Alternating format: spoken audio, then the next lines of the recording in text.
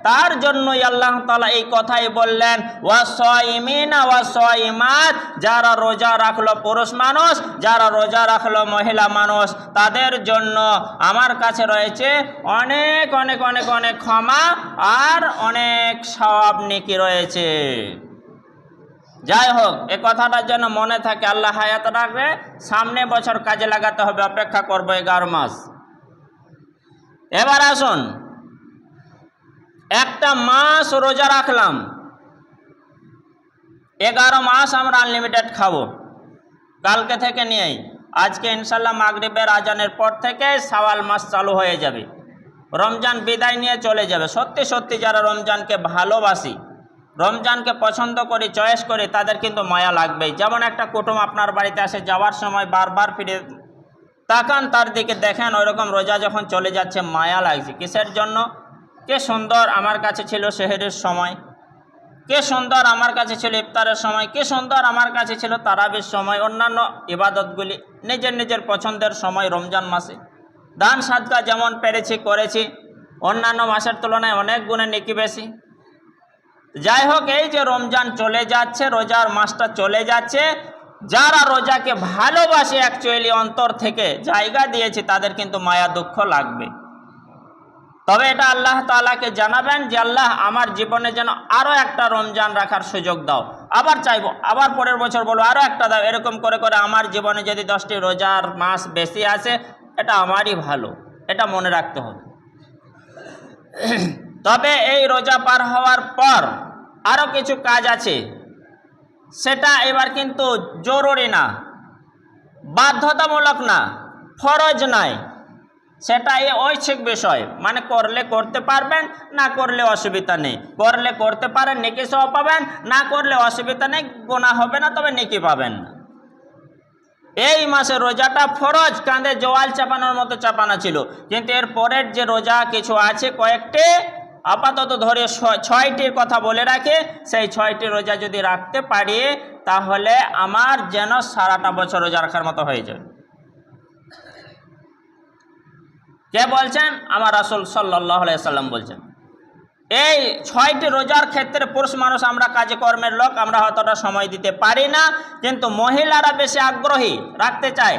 তো যারা রাখতে চায় তাদের আমি একটা একটা করে ভেঙে ভেঙে বাংলা কথাই বলে দেব। কিছু তাদের ভুল ভ্রান্তি মাথায় ঢুকে আছে, সেগুলি দূর করতে হবে। এত উন্নতর যুগে আর সে ওল্ড জামানার মতো কিছু কথা নিয়ে আর চললে হবে না। সেই যুগ আর নাই যে হাত পা কেটে গিয়েছে দুবুরি ঘাস লাগাবেন, সেই যুগ নাই।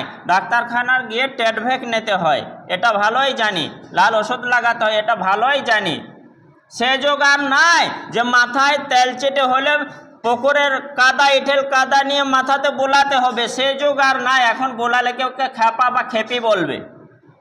এখনকার যুগ উন্নত মানের শ্যাম্পু, ডাব, সাবান, বিভিন্ন রকম মাথার হেয়ার ক্লিনিক উঠেছে, তো সেইগুলি ব্যবহার করি, আমরা ইউজ করি মাথার চুলগুলি একটা একটা করার জন্য, পরিষ্কার পরিচ্ছন্ন করার জন্য। তো সেই রকমই ওল্ড মডেলের যুগ, আর সেই কুসংস্কারের যুগ নাই। আপনার সামনে কোরআনের আয়াত আপনার মোবাইলেই আছে, দেখেন। আপনার সামনে সহিহ হাদিস আপনার মোবাইলেই আছে, দেখেন। আমি আপনার একবারে রেফারেন্স দিয়ে দিচ্ছি, দলিল প্রমাণ দিচ্ছি। জামে তিরমিজি খুলবেন, হাসান সহিহ হাদিস আছে, আপনি 759 নম্বর হাদিসটি অবশ্যই দেখবেন। বর্ণনা করেছেন আবু আইয়ুব আনসারী, তিনি বলছেন ক্বালা রাসূলুল্লাহ সাল্লাল্লাহু আলাইহি ওয়াসাল্লাম, যে রাসূল কারীম সাল্লাল্লাহু আলাইহি ওয়াসাল্লাম বলেছেন, মান সামা রমাজানা, যে ব্যক্তি রমজান মাসের রোজা রাখলো, যে ব্যক্তি রমজান মাসের রোজা রাখলো, সুম্মাত বাহু সিত্তান মিনাশ শাওয়াল, তারপরে যে অনুসরণ করলো, তার মানে রাখলো 6টি রোজা, রমজানের পরে 6টি রোজা যে রাখলো মিনাশ শাওয়াল, শাওয়াল মাসের মধ্যে, শামাদ্দাহার, সে যেন পুরোটা বছর রোজা রাখলো, সে যেন একটা বছর রোজা রাখলো, সে যেন 12টা মাসই রোজা রাখলো। বলি আলহামদুলিল্লাহ। তাহলে তো আমি আব্দুল সামাদ হয়তো না রাখতে পারলে আমি কি ঠকে যাব? না, তা নয়। আমার যা নেকি পেমেন্ট হয়ে গেছে ইনশাল্লাহ, কিন্তু ওই 6টি যদি রাখতে পারে বোনাস আল্লাহ তাআলা আরও নেকি সব দেবেন। যারা রোজা 1 মাস রাখলো তাদের জন্য এটা। যারা রাখবে না রোজার মাসে রোজা, তারা যারা রাখবে তাদের সওয়ালের নেকি পাবে। কিন্তু এখানে বলে রাখি, এই বছর রমজান মাস, মা বোনেদের কানে গেলে ভালো করে একটা একটা করে বুঝবেন যে এই বছর সওয়ালের মাস 29-এ হবে। কেননা রমজান মাসটা কত যাচ্ছে? 30-এ। বাংলা কিন্তু পরপর 2টি মাস 30, 30, 31, 31 যায়। ইংরাজিও কিন্তু 30, 30, 31, 31 যায়। জানুয়ারি 31, ডিসেম্বর 31 ইংরাজি পরপর। কিন্তু আরবি মাস পরপর 2টি মাস 30 যায় না। এটা মনে রাখবেন সর্বদা, সব সময়। কেন? এটা চাঁদের হিসাবে চলে আরবি মাসটা। তো এই মাসটা যখন 30-এ রমজান আমাদের আকূর্ডের মাটিতে পূরণ হয়ে যাচ্ছে, পরের মাসটা তথা শাওয়াল মাসটা হবে 29-এ। তাহলে 29-এর মধ্যে আগামীকাল হবে কি? ঈদ। আর ঈদের দিন রোজা রাখাটা হারাম। আপনি গুনাহগার হবেন যদি কাল রোজা রাখেন। রোজা রাখা চলবে না। তাহলে একদিন যদি বাদ দিয়ে দেন, কদিন থাকবে? 28 দিন। আগামীকাল শনিবার যদি বাদ দিয়ে দেন, 29 মাসের মধ্যে এখন থাকছে 28 দিন। তো ওই 28 দিনের মধ্যে আপনি যে কোনো দিন 6 দিন রোজা রাখবেন আপনার সুবিধা মতো। যারা রাখবে তাদের সুবিধা মতো। অনেক মানুষ মাথায় ভুল কথা ঢুকিয়ে দেয়। কীরকমভাবে? রোজার মাসে কিছু হয়তো ভাঙা রোজা, কাজা রোজা গিয়েছে, অনেকে বলে এইগুলি রোজা শোধ না দিলে ওই রোজাটা কাজে লাগবে না। না, এটা একবারে ডাহা মিথ্যা কথা, এটা রং কথা, এটা ভুল কথা। অনেকে বলে দেয় আবার এই কথাও যে রোজাটি 6টি রোজা পর পর হতে হবে, মানে ঈদের পরের হোক বা যে কোনো সময় হোক। না, এটাও ভুল কথা। আবার অনেকে বলে ঈদের পর থেকে নিয়ে 1 সপ্তাহের মধ্যে হতে হবে। না, এটাও নয়। যদি কেউ ঈদের পরের দিন রাখে, আবার সেই 29 দিনের মাথাতে লাস্টের দিনে রাখে, মাঝে 4টে রেখে দেয়, তাও হবে।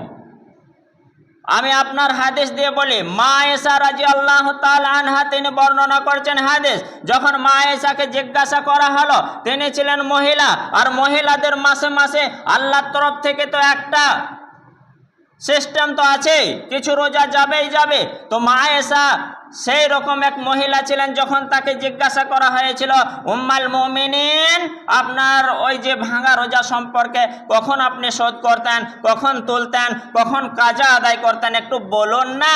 আপনি যদি বলে দেন কিয়ামত পর্যন্ত আনেওয়ালা মুমিনা মহিলাদের উপকার হবে, লাভ হবে, তো আমিরাল মুমিনিন আপনি একটু বলুন না। মা আয়েশা রাদিয়াল্লাহু তাআলা আনহা তিনি বিস্তারিতভাবে বর্ণনা দিয়েছেন। রাসূলুল্লাহ সাল্লাল্লাহু আলাইহি ওয়াসাল্লাম অনুমতি দিয়েছিলেন। রাসূলুল্লাহ সাল্লাল্লাহু আলাইহি ওয়াসাল্লাম তিনি শিক্ষা দিয়েছিলেন, যা আয়েশা গো, তোমার কাজা রোজা ঈদের পরের দিন থেকে নিয়ে আবার রমজান আসা আগে পর্যন্ত তুমি যে কোনো সময় শোধ দিতে পারবে, কোনো সমস্যা নেই। মা আয়েশা বলছেন, আমি বেশিরভাগ কাজা রোজা যত শোধ দিয়েছি, আমি বেশিরভাগ শাবান মাসে আমার কাজা রোজাগুলি পরিশোধ করতাম। শাবান মাস কোনটি? এই যে রোজার আগের মাসটা গিয়েছে, তার মানে শাবান মাসে ওই যে কাজা রোজাগুলি শোধ দিয়ে আবার রমজান ধরতেন। তাইলে কতদিন? রোজা পার হওয়ার 10 মাস পর, রোজা পার হওয়ার, ঈদ পার হওয়ার 10 মাস পর রাখতেন কাজা রোজা। কিন্তু এটা দিলেন উম্মতের সুবিধার্থে, উম্মতদের বোঝানোর স্বার্থে। কিন্তু যত তাড়াতাড়ি সম্ভব আদায় করে নিলে সেটা ভালো। তাহলে মা আয়েশা যদি কাজা রোজাটা শাবান মাসে রেখে আল্লাহর দরবারে কবুল হয়, আপনার কেন হবে না? আপনি যদি মনে করেন আমাকে ভারী লাগছে, আমি রোজা রাখতে আর পারছি না, 1 মাস রাখলাম, ক্লান্ত হয়ে গেছি, তবে কিন্তু আমার আপ্রাণ চেষ্টা 6টি রোজা যদি রাখি, রাসূল সাল্লাল্লাহু আলাইহি ওয়াসাল্লাম বলেছেন সারা বছরের রোজা রাখার নেকি পাবো, তো রাখবো। তো কি করব? হ্যাঁ, আপনার সুবিধার মতো আপনি রেস্ট নেন, 2-4 দিন ছেড়ে দেন, তারপরে হয়তো 6 দিন গ্যাপ দিয়ে 6 দিন 6টা রাখেন, তাও কবুল হবে আল্লাহর দরবারে। আপনি যদি দুটো করে 3 বারে রাখেন, মানে ঈদের পরে 28 দিনের মধ্যে গুনে নেবেন, ঈদের পর থেকে 28 দিনের মধ্যে 2 দিন করে রাখলে তাও কবুল হবে। যদি 2 বারে 3 দিন করেন তাও কবুল হবে। মাঝামাঝি জায়গায় যদি আপনি টানা 6 দিন করেন তাও কবুল হবে। ঈদের পর থেকে টানা 6 দিন করলে তাও কবুল হবে। এমনকি লাস্টে 23 দিন পার হওয়ার পর মাসের লাস্টে 6 দিন করলে তাও কবুল হবে। কোনো সমস্যা নেই, কোনো সমস্যা নেই। এমন মন করা কথাটা উঠিয়েই ফেলবেন, এমন মন করা কথাটা ঢেকেই দেবেন। আর কখনো বলবেন না যে কাজা রোজা, ভাঙা রোজা শোধ না দেওয়া পর্যন্ত শাওয়ালের রোজা করা যায় না, না, এমনটা নয়। শাওয়ালের রোজা শাওয়াল মাসে মিনাস শাওয়াল বলা হয়েছে। শাওয়াল মাসের মধ্য থেকে সিত্তান 6টি রোজা রাখতে হবে আপনার সুবিধা মতো। বাস, এত পরিষ্কার করে ভেঙে ভেঙে বলে দিলাম, এর থেকে আর কিছু বলা নেই। এরপরও মানুষ যদি না বোঝে, জানতে হবে তার বোধ শক্তিটাই নেই। আর ঈদের পর থেকে 28 দিন টাইম থাকবে, আপনার সুবিধা মতো যে কোনো সময় 6 দিন রোজা রেখে নেবেন। এটা হবে শাওয়ালের রোজা। ভাঙা রোজা, কাজা রোজা আবার 10 মাস টাইম পাবেন, আপনি যখন পারবেন পরিশোধ করে দেবেন, কোনো সমস্যা নেই।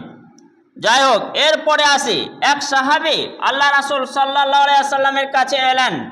ইবাদতে কত মনোযোগী দেখেন, আমরা কিন্তু অতটা পারছি না।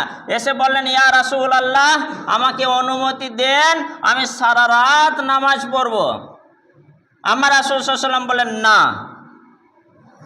সেই ব্যক্তি বলে, ইয়া রাসূলুল্লাহ, আমাকে অনুমতি দেন, আমি প্রায় 3 দিনে, মানে মাসে 10 বার করে কোরআন খতম করব। আল্লাহ রাসূল সাল্লাল্লাহু আলাইহি ওয়াসাল্লাম বলেন, না, অনুমতি নেই।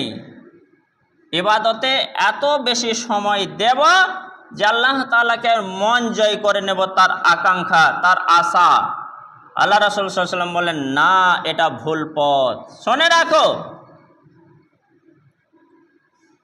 সে আবার বলল, ইয়া রাসূলুল্লাহ, তাহলে আমি সারা রাত নামাজ না পড়লে অর্ধরাত নামাজ পড়ব।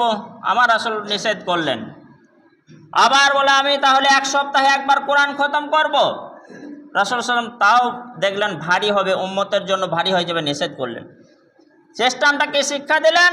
আমার রাসূল সাল্লাল্লাহু আলাইহি ওয়াসাল্লাম বললেন, যত নবীগণ আছেন সব থেকে উত্তম রোজা রেখেছেন হযরতে দাউদ আলাইহিস সালাতু ওয়াস সালাম। সেই খবরটা, সেই নোটিশটা আমার রাসূল সাল্লাল্লাহু আলাইহি ওয়াসাল্লামের কাছে ছিল। আমার রাসূল সাল্লাল্লাহু আলাইহি ওয়াসাল্লাম বললেন, তুমি যদি উত্তম রোজা রাখতেই চাও তাহলে দাউদের রোজাটা রাখো। দাউদ আলাইহিস সালামের রোজা কেমন? তখনই তো 1 মাস রোজা ফরজ ছিল না, কিন্তু আমার রাসূলের যুগে ফরজ হয়ে গেছে। তো এই রাসূলের যুগে ফরজ হওয়ার 1 মাস পরে বাকি যে 11 মাস থাকছে, সেই 11 মাসের মধ্যে একদিন রোজা না রেখে পরের দিন রোজা রেখে, একদিন রোজা রাখবে, একদিন ছাড়বে, একদিন রাখবে, একদিন ছাড়বে।